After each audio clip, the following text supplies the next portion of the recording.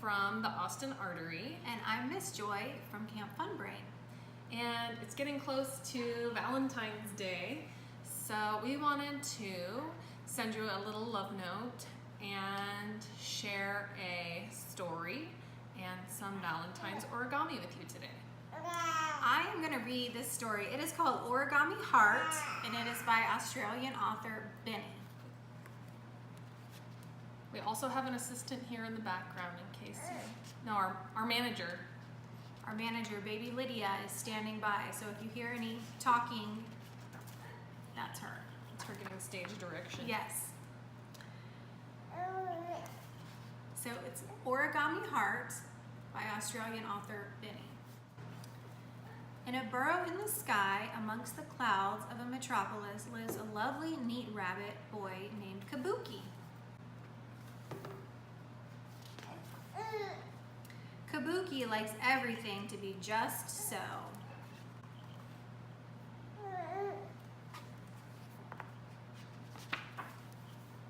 Kabuki is alone in this bustling city, but today his friend Yoko is coming to visit. In the morning, he dresses carefully for his guest.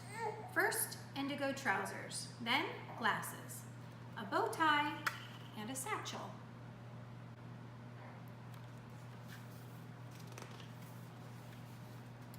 Kabuki goes to the market. He seeks perfection in vegetables. He searches for excellence in snow pea tea. He looks for symmetry in flowers. Kabuki is very particular indeed. Symmetry, I really wonder about that. Sounds important. Yeah, it does. That sounds like an academic word. When he gets home, Kabuki lines up all his perfect new items in neat rows on the kitchen bench. He dices the carrots and radishes into exact heart shapes.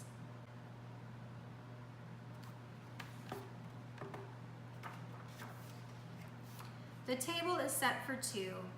He tweaks his long whiskers, perches on a cushion, and waits for Yoko.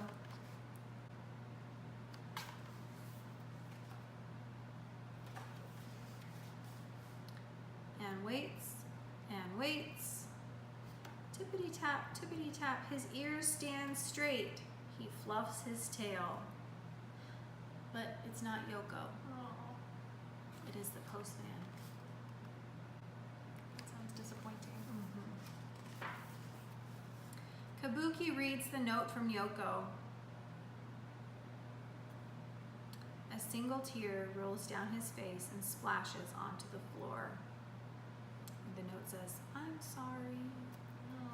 He takes a deep breath, unpins his heart patch from his chest, and smooths it out flat on the table in front of him.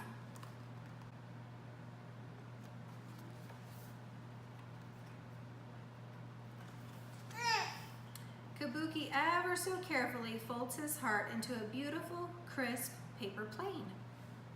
He stands up, opens the window, and throws the plane out to the bustling city below.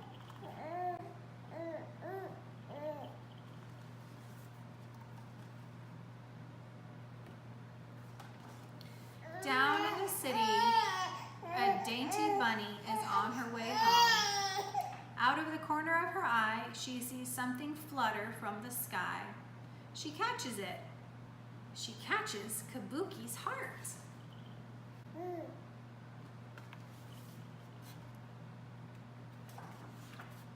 The end. Okay. I love that story. Kabuki knows what he wants and he goes for it. Me too. But what happened to Yoko? Right? I guess it's up to our imaginations. I hope she's okay. Me too. I guess we get to create that for ourselves. And speaking of create, how are we going to create origami hearts? Oh, great. We sent everybody a little envelope with some origami paper. And if you'll pull that out, we're going to start. You can just follow along here, and I'm going to fold the origami heart, and you can follow along. Okay, everybody. Hope you're ready to make an origami heart. Full disclosure, I had to practice, let's see, 1, 2, 3, 4, 5, 6 or so times to even start really getting the hang of this. So, a couple important things I want to share with you about origami. One really important thing is symmetry. If you don't know what symmetry means, basically, it's this magical line that sometimes you can see, sometimes you can't. And anything that's on one side of the line is mirrored exactly to the other side. Check this out. If I fold this heart in half, it matches up perfectly. If I open it up and fold it in half this way, it matches up perfectly. Whatever I did to one side when I was making it, I did to the other so that I could get symmetry. The second really important thing when you're doing origami is creasing. So we're going to be folding paper. Origami is the Japanese art of paper folding. So if you ever make a scissor cut, it's not origami anymore. It's only folding, just with one piece of paper. So I'm going to start out by folding the bottom to the top. I'm going to match those corners up exactly. And I'm going to crease my paper using my fingers. You want to get a nice, really solid crease. The better your crease is, the better your whole piece will be. I'm going to open it back up. And I'm going to flip it over so it looks like I've got a book here. And then open it back up. Now I'm going to take the bottom. I'm going to flip it up to the top again. So my corners match up perfectly. And I'm going to crease it again.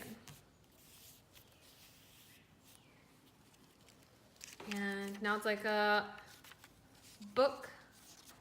I'm going to take that book and open it and lay it flat. Then I'm going to take this bottom line here, this horizontal line, and I'm going to fold it up to the crease that's in the middle of the paper. And I'm going to line that up as perfectly and precisely as I can. Then I'm going to crease it. And once I have this creased, I'm going to take the whole thing and flip it over. Now I've got my line of symmetry in the middle. I'm going to take this bottom half and I'm going to swoop it up so that it touches against the line of symmetry. And I'm going to crease it.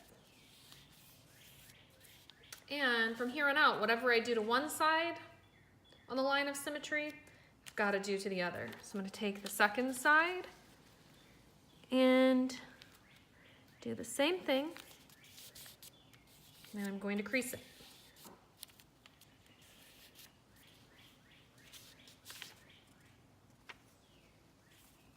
Let's see here. And I'm going to flip it over. So on this side, there should be a little pocket. And I'm going to take this edge and I'm going to fold it in so it touches the middle line of symmetry again. And I'm going to take this side and fold it in so it touches that middle line of symmetry also. And I'm going to crease both of those.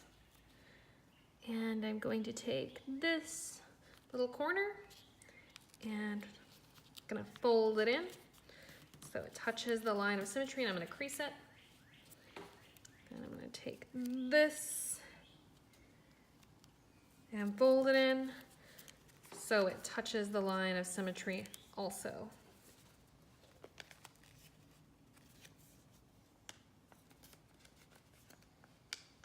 Okay. Now this next part is slightly tricky. I'm gonna take the top point and bring it to the bottom point, but the paper's pretty thick, so it doesn't want to fold down like nice and neat. So I'm just gonna touch these two tips together for right now.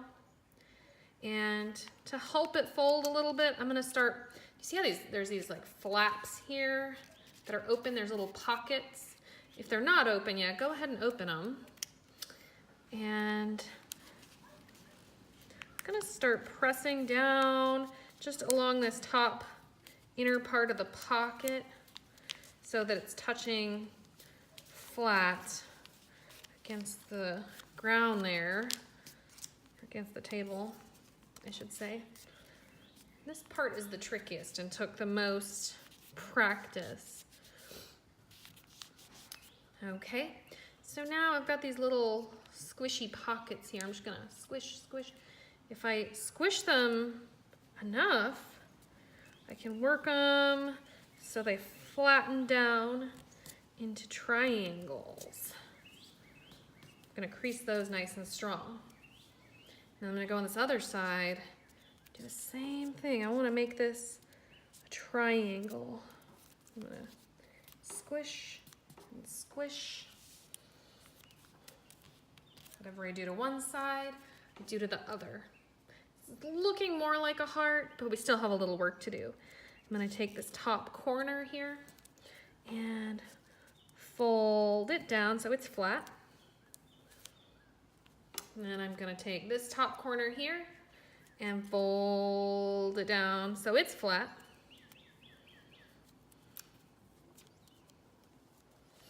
We're getting really close now. It's still a little pointier than what I would want on the top for my heart, so I'm gonna take this tippy top point of the heart. We don't want sharp hearts. Valentine's Day. Okay, so I'm gonna fold that down. I'm gonna take this tip and fold it down to right here. Okay, we're almost done. If you look at it right now, it's got like an opening mouth. It's like this one's green, so it looks like a little frog. If I look inside that open mouth there's a pocket. I'm gonna take this top, tippy top heart flap, and I'm going to stuff it down into my pocket and flatten it out. And there's the back of my heart. And here is the front. And there you have it. If yours didn't turn out like Miss Heidi's, just keep practicing. Or just make your own thing. Okay, campers, we hope you had fun with your love mail. We'll see you guys soon. Bye. Bye.